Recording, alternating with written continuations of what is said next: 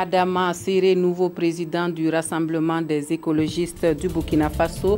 Le RDBF a procédé au renouvellement de ses instances dirigeantes sans Ram Ouedraogo qui a quitté le parti et la politique. Les Nigériens élisent ce jour leur président et leurs députés. Ceux vivant au Burkina Faso ne sont pas en marge de ces élections.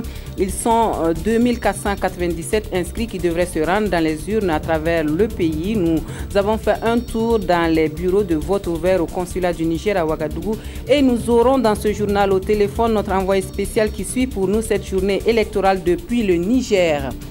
Voilà donc pour les titres de ce journal. Bonjour à tous, bienvenue au 13h15 de la télévision du Burkina. Bon appétit à vous qui êtes à table. C'est fait, c'est donc Adama Séré qui prend les rênes du Rassemblement des écologistes du Burkina Faso en remplacement de Ram Ouedraogo qui s'est retiré de la tête du RDBF et de la politique. Le congrès du parti a donc procédé au renouvellement des instances dirigeantes de ce parti. Le nouveau président a décliné les ambitions du RDBF pour les prochaines batailles électorales. Les écologistes veulent faire mention honorable aux prochaines municipales. Nongba Kouda Monkundabire. Adama Séré, nouveau président du RDBF, Rassemblement des écologistes du Burkina Faso.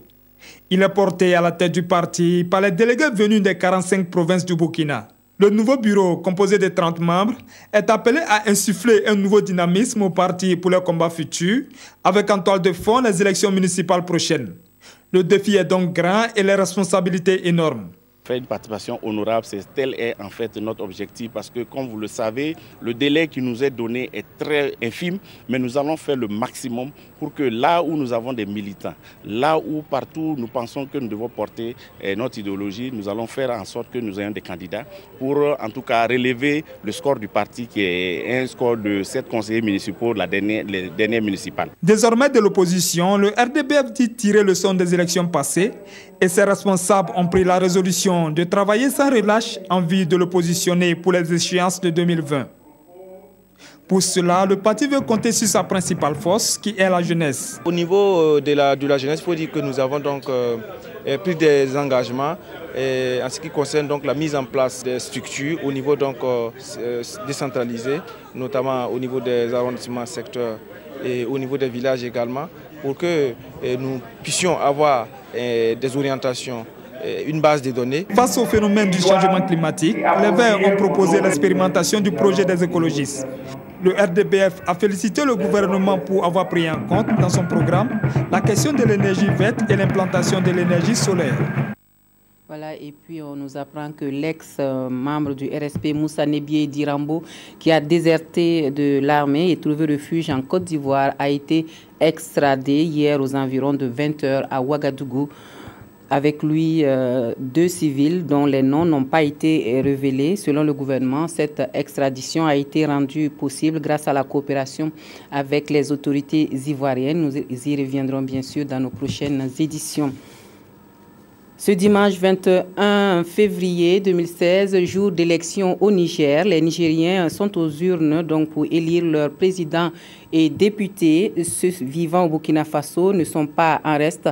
Pour la première fois, ils sont autorisés à participer au scrutin et ce sont au total 2497 inscrits qui devraient se rendre aux urnes dans les bureaux de vote repartis à travers le Faso. 3 bureaux de vote sont ouverts au consulat du Niger à Ouagadougou et 1 millier d'électeurs devraient voter. Une de nos équipes y a fait un tour très tôt ce matin et dans l'ensemble, tout se passe bien selon le président de la commission électorale consulaire et les observateurs sur place, Konsoum Koulibaly et Aruna Mari. Ce dimanche 21 février est une journée électorale au Niger. À l'instar de leurs compatriotes, c'est ici au consulat de leur pays, situé sur l'avenue Nyenenga, que ceux vivant à Ouagadougou accomplissent leur devoir civique. Tôt ce matin, 4 électeurs en main et en file indienne, ils attendent leur tour de vote. Amadou Chambou, 51 ans, réside au Burkina depuis 2008. Il vote pour la première fois au Faso. Les préoccupations, bien sûr, sont les préoccupations du peuple nigérien, à savoir assurer leur sécurité, leur bien-être humain, leur bien-être social. Dans ces 3 bureaux de vote visités au consulat, l'on note la présence d'observateurs et des délégués des partis politiques. Les conditions, disent-ils, sont réunies pour permettre à leurs compatriotes au Burkina de bien voter à ces élections générales. Tout se passe très bien, comme vous le constatez. Les Nigériens n'ont pas l'habitude de voter dans les diasporas. Le vote, c'est toujours limité au niveau national. Mais cette fois-ci, on a décidé de faire voter nos Nigériens qui sont à l'étranger. La seule anomalie que j'ai pu constater, c'est l'ouverture tardive des bureaux de vote. Un qui était ouvert à 7h50, l'autre à 7h53 et le dernier à 7h55. La diaspora nigérienne a droit à 5 députés. Au Burkina Faso, 14 partis politiques sont en lice pour la présidentielle nigérienne et 4 pour les législatives. 1083 électeurs sont inscrits dans les 3 bureaux de vote. Pour l'ensemble du territoire burkinabé, ils sont environ 2500 inscrits dans 8 bureaux de vote. La fermeture est prévue ce soir à 18h. Et pour avoir l'ambiance de cette journée électorale au Niger, nous allons retrouver sur place notre envoyé spécial Nyarkite Da qui est à Niamey. Bonjour Nyarkite. Bonjour Douanio. Alors Nyarkite, dites-nous, est-ce que finalement cette journée électorale se passe bien? Est-ce que les bureaux de vote, par exemple, ont ouvert à l'heure?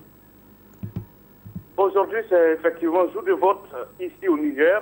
Et comme prévu, les bureaux de vote se sont ouverts à 8 heures, heure locale, sur toute l'étendue du territoire nigérien, excepté les départements de Difa. Difa est à 1300 km de Niamey.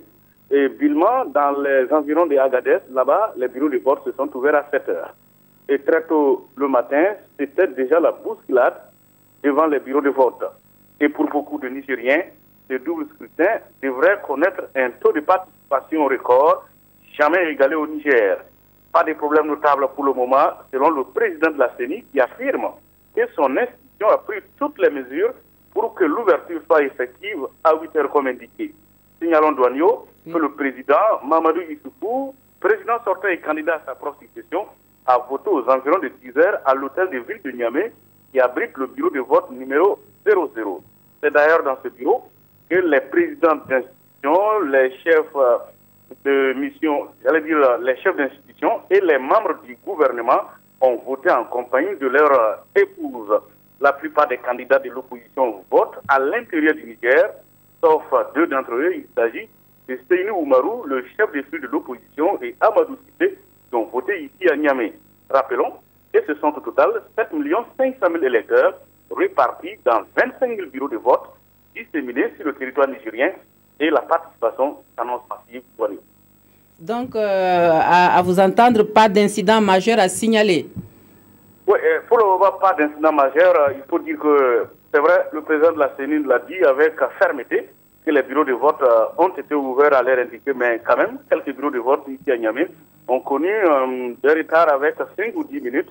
Et vous le savez, en pareille circonstance, il ne manque pas sur les dernières minutes. C'est le cas, par exemple, du CESE numéro 3, où la commission de l'UOMOA qui est venue pour superviser, pour observer les élections du moins, a constaté que là-bas, dans ces bureaux de vote, le bureau s'est ouvert avec quand même 15 minutes de retard. Et quelle a été l'affluence en cette mi-journée? Disons-le, Douanio, il faut dire que c'était une marée humaine. Quand on passait devant les bureaux de vote, si ce n'est pas parce que nous savions qu'il y a des élections, on penserait qu'il y a un événement tout autre. Et c'est ce qui fait dire beaucoup d'observateurs que ces élections connaîtront une participation massive, une participation que le Niger n'a jamais connue. Alors, Nyarkite, une toute dernière question. Finalement, quel a été le sort du principal opposant Amadou qui est en prison? Est-ce qu'il a été autorisé à voter? Est-ce que vous avez des nouvelles? Pour le moment, pas de nouvelles. C'est vrai, nous sommes allés aux nouvelles et la question a été posée au président de la CENI qui dit que dans tous les cas, le vote n'est pas terminé. Et nous sommes aux aguets et nous verrons. Ce qui est sûr, il est toujours incarcéré à 180 km de Niamey. Mais ce qui est sûr, ces militants battent campagne, tambour battant, et croyant qu'ils feront sortir Amadou, c'est-à-dire qu'il sera élu président et il quittera la prison pour la présidence. Merci Nyarkite pour toutes ces informations sur cette journée électorale à Niamey. On vous retrouve certainement le soir pour le bilan de cette journée. Donc merci à vous. Merci. Alors, retour à Ouagadougou, où les étudiants de l'Université libre du Burkina ont ouvert un débat sur le dispositif Faso à l'épreuve des attaques terroristes du 15 janvier 2016, les leçons à tirer et les perspectives à envisager. Une conférence publique en guise d'hommage aux victimes de ces actes. Les étudiants ont été interpellés sur la collaboration avec les forces de défense désormais en vigueur au Burkina Faso pour venir à bout du terrorisme. Konsoun Koulibaly, Yolande Lompo. Lorsque partout on tirait à balles réelles et à travers ces paroles, tous revivent la scène comme si c'était hier. Car jusqu'à ce 15 janvier 2016, le Burkina Faso était à l'abri de ces actes jugés inouïs. Des attaques terroristes qui ont coûté la vie à plus d'une trentaine de personnes. En année de maîtrise, relations publiques internationales, ces étudiants veulent apporter leur touche à la mobilisation contre le terrorisme. Aucun milieu n'étant à l'abri de ce fléau, le ministère en charge des questions sécuritaires les soutient. Ce que ce ministère souhaite, c'est que toutes les composantes de la société dans notre pays puissent s'investir véritablement à prendre en main leur propre sécurité. Et pour mieux cerner la problématique en vue d'envisager des perspectives de sensibilisation sur cette nouvelle menace, ils ont à leur côté un colonel de gendarmerie à la retraite. Actuellement, nous en sommes presque à 3000 citoyens pour un seul policier ou gendarme. Il faut qu'on revienne sur terre et qu'on pose un dispositif sécuritaire conséquent pour faire face à un phénomène invisible. Désormais, la classe estudiantine s'engage à coopérer avec les forces de l'ordre pour faire face au terrorisme. Autre point de l'actualité avec le ministre en charge de l'environnement qui va à la découverte des réalités environnementales dans le Grand Ouest du Burkina Faso. Bathio Nestor Bassière est en tournée dans cette partie du pays. Donc il allait à la rencontre à Gawa des services déconcentrés de son département dans le sud-ouest sur l'exécution de leur mission. Le résumé de la rencontre avec Madou Ouedraogo et Draman Kabouri. Les ministres de l'Environnement, de l'économie verte et du changement climatique en visite au service déconcentré du Sud-Ouest. Objectif, décliner les nouvelles orientations et visions du gouvernement Paul Kabatieba en matière de politique environnementale aux agents. Au niveau du Sud-Ouest aujourd'hui, le constat est amer en matière de gestion de forêts classées. Vous avez vu que l'ensemble des forêts sont soit occupées ou en tentative d'occupation. La vision du gouvernement est claire. Nous avons le devoir de la protection de nos zones classées au détriment, bien sûr, de ces occupations illégales. Occasion pour le premier responsable du département en charge de l'environnement et sa délégation de recueillir les préoccupations et problèmes de leurs unités à la base. Pour pouvoir résister et combattre réellement et exécuter correctement leur mission. C'est pour cela que nous pensons que l'État doit accompagner ces structures en termes d'armement pour faire face au braconnage qui se développe de plus en plus, à l'insécurité qui se développe dans nos forêts. Pour une meilleure surveillance des forêts classées au sud-ouest, les nouveaux responsables du département de l'environnement doivent s'atteler à l'appurement, à l'actualisation et à l'immatriculation des réserves forestières. Ils doivent également veiller au renforcement des capacités humaines et au fonds de fonctionnement, ainsi qu'à la relecture du statut des réserves forestières afin de booster l'économie verte dans cette partie du Burkina Faso. Un mot de santé dans ce journal avec l'action contre le cancer infantile qui a animé une conférence publique à Bobo-Dioulasso le 19 février dernier à l'occasion de la journée mondiale de lutte contre le cancer infantile. L'on a parlé du rôle des soins palliatifs et de l'accompagnement dans la prise en charge des enfants malades du cancer et fait le point de la maladie au Burkina Faso et dans le monde. Bitibie Naon et Hadi Sandamba. Au cœur des échanges, la problématique des soins palliatifs dans la prise en charge des cancers chez les tout-petits. Comme à un cours magistral, le conférencier situe ici la place de ce que l'on pourrait qualifier d'incontournable dans le traitement de toute maladie chronique en général et du cancer en particulier. L'accompagnement commence dès le début. Il faut avoir une attitude d'écoute pour appréhender tous les problèmes de façon holistique, de façon globale, qui entoure la prise en charge du malade, de sorte qu'à à la fin ou au moment où on ne serait plus dans la phase de guérison, ce n'est pas toujours qu'on y arrive, que les soins qu'on pourra apporter pour améliorer sa qualité de vie permettent à la personne de partir dignement. Et au docteur Sommet d'ajouter que le cancer tue de nos jours plus que le sida et le paludisme. Plus qu'une conférence publique, la rencontre d'aujourd'hui prend acte du vécu quotidien de l'ACCIB, l'action contre le cancer infantile au Burkina Faso, sur le terrain de la prise en charge des cancers chez les enfants. Nous nous sommes rendus compte que les malades arrivent à un stade où la maladie a beaucoup évolué. C'est pour cela que nous avons décidé de réorganiser donc nos actions en les assistant autant bien à l'hôpital que même dans les domiciles. Cette conférence a également servi de cadre pour l'ACCIB de faire le bilan annuel de ses actions. Et comme il fallait s'y attendre, ce fut le lieu aussi pour Sylvie Palais de plaider une fois de plus pour la disponibilité et surtout l'accessibilité aux médicaments anticancéreux au Burkina Faso. Et dans la vie de nos médias, le journal Aujourd'hui au Faso a 2 ans. Le directeur de publication dresse un bilan satisfaisant de la participation du quotidien à l'animation de la vie médiatique au Burkina Faso. Le journal tire 1000 à 2500 exemplaires l'apparition et pour 2016, le quotidien d'information compte étoffer ses pages avec de nouvelles rubriques et un site web dynamique. Nongba Kouda et Draman Guéné. Le quotidien Aujourd'hui au Faso a 2 ans d'existence, 2 ans de vie active, pas un seul jour ouvrable sans parution.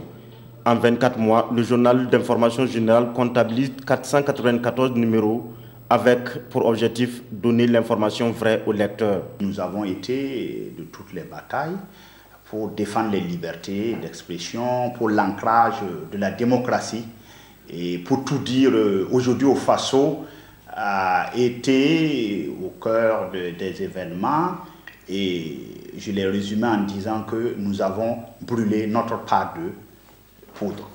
Chaque jour, nous essayons de ne pas faire le tour de la circonférence de notre nombril. Le canard de Dieudonné Zoungrana nage dans un milieu médiatique national très étoffé, mais le quotidien s'en sort tant bien que mal. Nous savons seulement que nous avons un lectorat qui ne fait que grossir. Bon, nous avons aussi des annonceurs. Je profite même de votre caméra pour dire merci à ce lectorat-là et à ces annonceurs qui nous font confiance. En 2 ans déjà, le quotidien a acquis son autonomie et son directeur de publication compte aborder l'avenir avec beaucoup plus de défis. Nous comptons d'abord relooker notre site pour parer aux impératifs des abonnements en ligne. Nous comptons aussi étoffer la page rédactionnelle avec de nouvelles rubriques. Bref, l'ambition du directeur de publication de Aujourd'hui au Faso est de donner beaucoup plus de satisfaction à son lectorat. Voilà qui met fin à l'actualité de la mi-journée. Toute l'équipe du 13h15 de la télévision du Burkina se joint à moi pour vous dire merci de nous avoir reçus chez vous toute cette semaine. Excellente journée dominicale à tous et à toutes. À bientôt.